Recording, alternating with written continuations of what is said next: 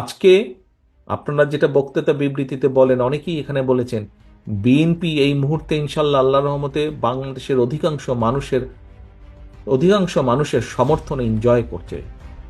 কাজেই এটা অনেকের হিংসার কারণ হয়ে দাঁড়িয়েছে, অনেক রাজনৈতিক দল অনেকের হিংসার কারণ হয়ে দাঁড়িয়েছে এবং অনেক ষড়যন্ত্র শুরু হয়েছে।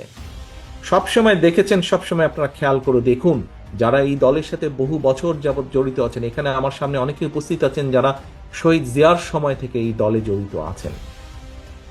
আমরা সেই 81 সাল থেকে দেখেছি, 81 সালের আগে থেকে দেখেছি কিভাবে জাতীয়তাবাদী দলের বিরুদ্ধে বিভিন্ন সময় ষড়যন্ত্র হয়েছে, দেশের ভিতরে এবং দেশের বাইরে আন্তর্জাতিকভাবে।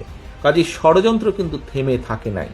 এবং এই দলের বিরুদ্ধে ষড়যন্ত্র যখন হবে, ধরে নিতে হবে আপনাকে সেই ষড়যন্ত্র শুধু এই দলের বিরুদ্ধে না, সেই ষড়যন্ত্রের অংশের মধ্যে আছে আরেকটি ষড়যন্ত্র, যেটি হচ্ছে এই বাংলাদেশের বিরুদ্ধে, বাংলাদেশের স্বাধীনতার বিরুদ্ধে, সার্বভৌমত্বের বিরুদ্ধেও ষড়যন্ত্র অব্যাহত রয়েছে, থেমে যায়নি।